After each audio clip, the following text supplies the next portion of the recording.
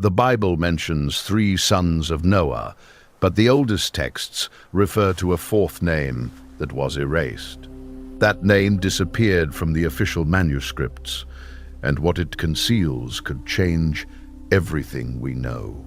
For centuries, scholars accepted the canonical version without questioning it, but the archives tell a different story. The apocryphal texts, the Dead Sea Scrolls, and the Semitic oral traditions hold a disturbing secret. There is a bloodline that did not board the ark, a lineage that survived the flood through other means. The question that no one asks out loud is this: why was that name removed from the sacred record?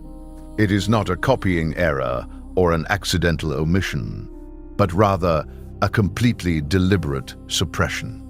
The evidence is scattered from Mesopotamia to Ethiopia, from Syria to the Dead Sea manuscripts.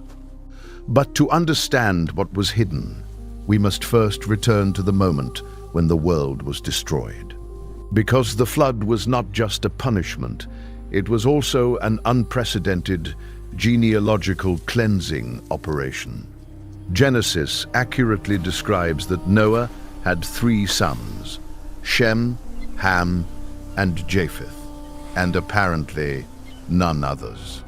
However, the Book of Jasher, cited twice in the Old Testament, introduces a disturbing figure. That book mentions a previous son, born before Noah received the divine command to build the ark. His name varies depending on the source, but it most often appears as Ner, although some call him Yonit. Then the first contradiction arises. If it existed, why was it not included in the list of the canonical Genesis? The researchers of the Masoretic text found traces of editing in verses that describe the family. Those traces suggest that some scribe decided, at some point in history, to simplify the genealogy. But simplifying a sacred genealogy is no small act. It is an intervention with enormous consequences. To understand why, we must understand who that 4th son was and what his concrete existence represented. Ethiopian traditions preserved in the Book of Enoch speak of a mixed lineage between humans and celestial beings. That mixed line produced the Nephilim, the giants of chapter 6, sons of the so-called sons of God. However, the Nephilim did not completely disappear with the flood, and that is what the texts do not acknowledge. Because if the 4th child had mixed blood, the genealogical contamination survived within the ark itself. If he didn't board the ark, it's unclear how he survived the flood that was said to cover everything. Mesopotamian texts, especially the Sumerian versions of the flood, mention shelters outside the boat. Some traditions speak of caves in the mountains of Ararat that remained above the floodwaters. Other sources recovered at Tel El Amarna in the 20th century suggest the existence of underground shelters. However, the most disturbing clue does not come from archaeology, but from the linguistics of biblical texts. In ancient Hebrew, the word used for the survivors of the flood has an unexpected plural form. That plural suggests that not only Noah's family survived, but there were others, unnamed, who did as well. Scholars from the Hebrew University of Jerusalem have debated this point for decades without an official consensus. So, if there were other survivors, the narrative of the flood as a total extinction of the corrupt collapses. And with her, the logic of the ark as the only means of salvation, designed exclusively by the Creator, collapses. But let's return to the 4th son, because his story does not end with the flood, but in fact begins there. The Aramaic traditions, preserved in manuscripts from the 2nd century before Christ, describe him as a bearer of something. That something was the knowledge of the Watchers, the fallen angels who taught humans forbidden arts. The Book of Enoch details those arts of metallurgy, astronomy, alchemy, magic, and the precise art of war. That knowledge was precisely what provoked divine wrath and unleashed the flood according to the sacred narrative. However, if the fourth child possessed it, then that knowledge was not destroyed by the water, but preserved. This clarifies what archaeologists struggle to explain: the rise of civilizations. Because after the flood, in an astonishingly short period, Sumer, Egypt, and the Indus Valley appear. Civilizations show astronomical and mathematical sophistication that seems unexplainable if they began from nothing. But if a bloodline with advanced knowledge survived, then that sudden emergence has a cause. Sumerian texts speak of the Anunnaki, beings who descended and taught humans the art of order. And in those same traditions appears Zusudra, the Sumerian equivalent of Noah, with a larger family. Zusudra has more descendants than the 3 canonical sons, and one is described as the bearer of the divine seal.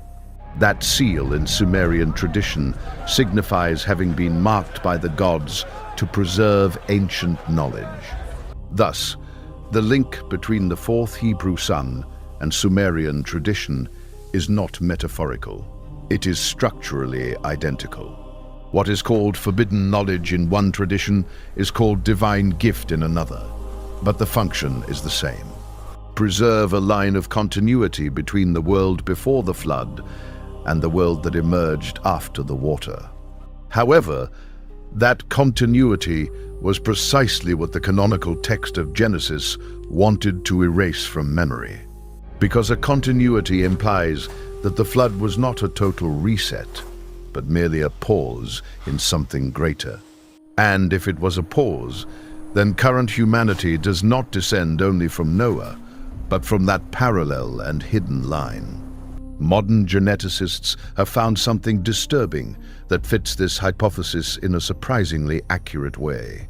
In human mitochondrial DNA, there is a genetic bottleneck that occurred about 12,000 years ago.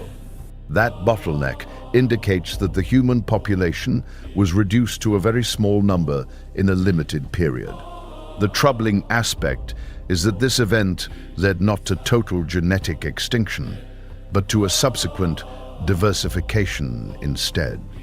And that diversification shows patterns that suggest multiple lines of origin, not a single exclusive family.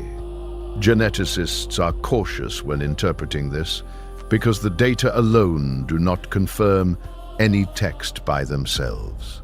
But the convergence between genetics, archaeology, and apocryphal texts forms a pattern that is difficult to ignore. Because in all the cultures of the world, there is some version of the flood with survivors who are not the canonical ones. The Mayans speak of corn men who existed before the flood and preserved knowledge in sacred caves. The Hindus narrate how Manu saved not only his family, but also wise bearers of the eternal Vedas. The Chinese record in their chronicles a flood from which lineages that did not descend from the official monarch survived.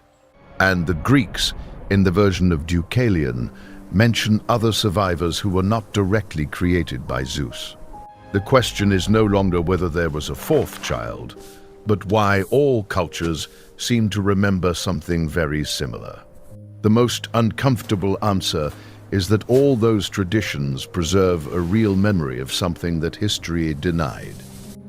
But let's return to the Hebrew text, because it is there that the trace of the 4th son becomes more concrete and obscure. The Midrash, the rabbinic literature of biblical interpretation, contains a tradition that has been debated for centuries. That tradition speaks of a son of Noah named Canaan, different from the grandson Canaan mentioned as the son of Ham. Some rabbinic texts suggest that this original Canaan was the 4th son, not the grandson, and was cursed. The curse of Canaan is one of the darkest episodes of Genesis, and its textual justification is not clear. Ham saw his father naked, and Noah cursed Canaan, Ham's son, and not directly Ham, which is illogical. Unless Canaan was not simply the grandson, but a figure that represented something older and more threatening. Some scholars propose that the curse was inserted to justify the Israelite conquest of the Canaanite region. But others go further and suggest that Canaan was the code name for the forbidden lineage, the fourth son made flesh. Because the Canaanites, according to Genesis itself, were descendants of a lineage that predates the distribution of nations.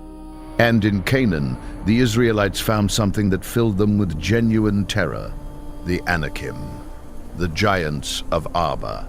Those giants in Canaan are described as living remnants of the Nephilim, the same race that existed before the flood. However, the flood supposedly had extinguished them all, which creates an unsolvable contradiction. Unless a line, that of the fourth son, had survived and settled exactly in the Canaanite land. So the curse of Canaan is not just family disgrace, but the explicit condemnation of an entire genealogy. A genealogy that the texts wanted to bury beneath the narrative, but which emerged in every new generation. Because that blood, if it existed, could not disappear just because a compiler decided not to mention it in the text. The Dead Sea Scrolls have provided material that conventional scholars took time to integrate into the debate. In the Scroll of the Giants, found in Cave 4 of Qumran, names of Nephilim appear that are omitted in Genesis. Among those names, there is one that has particularly intrigued specialists: Mahaway, messenger among giants. Mahaway is described as a liminal being who could move between the human world and the world of giants. And that being, according to the Qumran text, survived the flood because its dual nature made it resistant to water. However, the text does not explain how. It only states that Mahaway crossed the waters and reached dry land. That land also appears in Tibetan traditions, in texts of the Bon culture that predate Buddhism itself. These texts speak of a physical territory, not a spiritual one, where the knowledgeable of the ancient world gathered. The most direct connection to the fourth son comes from the Mandaean texts of Mesopotamia, a Gnostic tradition. The Mandaeans preserve a deluge in which the spirit Hibil-Ziwa reveals to a fourth son the path to salvation. That route does not go through the Ark, but through an underground path to caverns where knowledge will be kept. The fourth son in the Mandaean version is named Sam-Shishlaim, the one who bears the name that cannot be pronounced. That name is the true name of God, revealed by the fallen angels to men before the catastrophe. So the fourth son is not just a genealogical character, but the guardian of what the flood sought to destroy. And that makes him the most dangerous figure in the biblical narrative, more so than Cain, more than Nimrod himself. Because Cain was exiled and Nimrod was confused, but the fourth son was simply removed from the record. Erasing someone from a sacred text is the most radical act that a religious tradition can commit in its history. It implies that what that person represented was so threatening that even explicit condemnation was not enough. One had to act as if it never existed, turning it into a ghost whose shadow only appears in the marginal texts. And the margins of history are exactly where the most uncomfortable truths find their permanent refuge. The researchers who followed that marginal trail drew a line connecting the fourth son to the Rephaim. The Rephaim are another race of giants from the Old Testament, distinct from the Anakim, but equally feared. In Psalm 88, the Rephaim appear in Sheol as beings that inhabit the threshold between life and death. That liminal condition also defines the fourth son in the apocryphal texts as neither completely human nor completely other. However, the Rephaim in Canaan were physically present, warriors of height and power beyond the ordinary.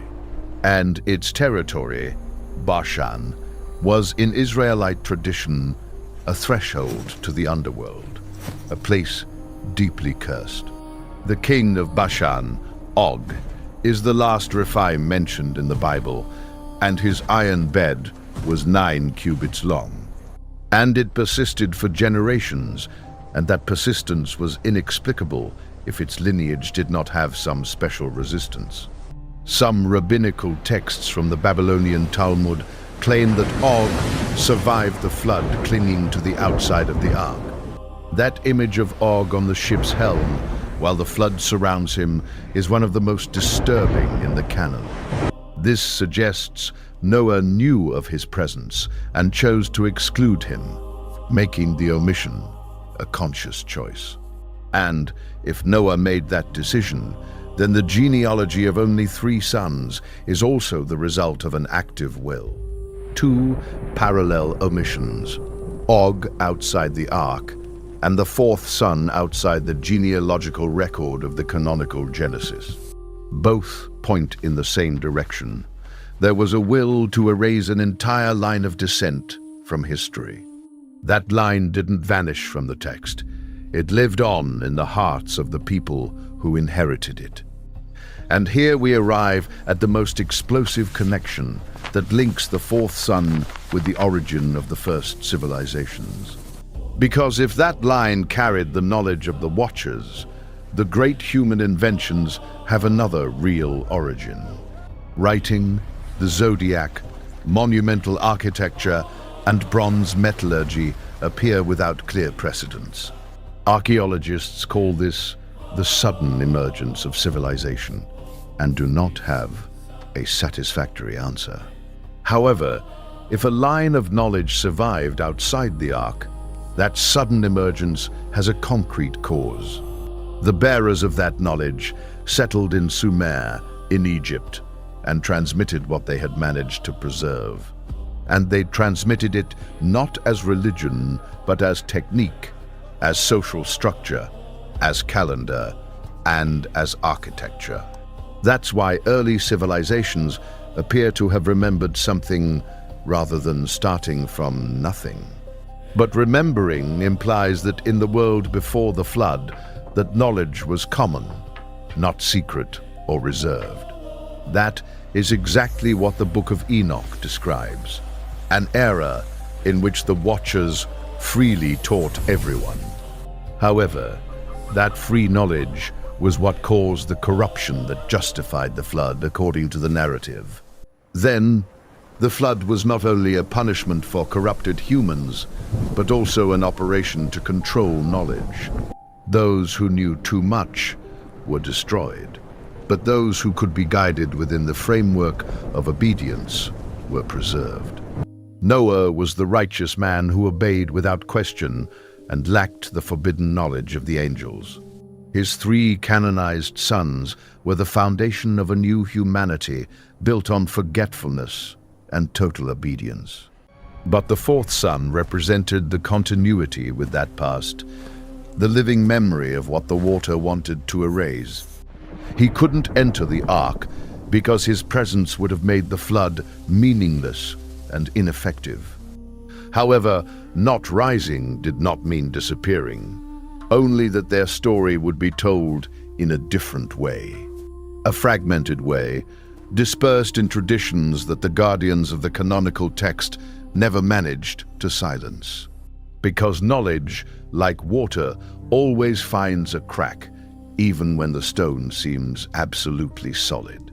And the cracks are the apocryphal texts, the Dead Sea Scrolls, the Mandaean traditions, and the Sumerian chronicles. In every crack, the same figure emerges, the one who didn't ascend, the keeper of the hidden name, the eternal guardian. Its existence explains why after the flood, the world was not a blank slate, but a battlefield. A field where Sem's line, blessed by Noah, collided with an older and much more resilient line.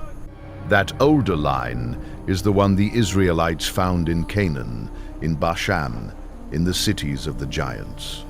And it is the same line that the apocryphal texts trace to the fourth son, the erased one who never disappeared. And that name, that of the sons of God, is in itself one of the most debated phrases in all of Scripture. Some theologians interpret it as angels, others as human rulers, but the text leaves no room for doubt. The immediate context of Genesis 6 describes beings who took human women and fathered mighty children. Those powerful sons, the Nephilim, are the link between the celestial world and the human world before the flood.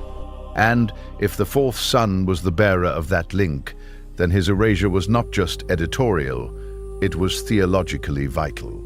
Admitting blood survived implies the boundary between the divine and human was never truly solid. And that porous border is precisely what biblical monotheism needed to seal in order to affirm the uniqueness of God. However, the scriptures themselves leave it open in every mention of the giants, in every trace of the Anakim. So the tension is not between faith and science, but between two internal versions of the sacred text itself. A version that allows for mixing, the giants, the parallel line, and another that systematically erases it from sight. That internal tension strongly proves that something real was suppressed, leaving behind too many traces. Because when the editors of a text are skilled, they leave no traces. But here, the traces are everywhere. They are in the curse of Canaan, in the giants of Canaan, in Og of Bashan, in Mahaweh, and in Sam Shishlain. All those names and figures form a constellation that only makes sense if one accepts that a star is missing. That missing star is Noah's fourth son, the one who was erased, but whose light continues to reach us from antiquity. And that light is not a metaphor. It is the concrete trace of a genealogy that traveled from before the flood to today. Up to the Canaanite cities, up to the Qumran archives, up to the Mandaean texts, up to the Sumerian chronicles. Until this research that brings together all those fragments for the first time in a coherent and verifiable narrative. Because historical truth does not live in the texts that are preserved, but in those that were almost destroyed forever. The most nearly erased is the trace of the fourth son, a character who was not meant to exist, but did. Today, thanks to decades of textual archaeology and comparative analysis, that trace is once again legible and disturbing. The story of the fourth son is actually the story of everything humanity has tried to forget about itself. And what humanity tries to forget, as psychology teaches and history confirms, always comes back in the end. Noah's fourth son is not a marginal myth. It is the key that connects the Nephilim with the origin of civilizations. If this mystery shook you, subscribe now to continue unearthing the darkest secrets of history.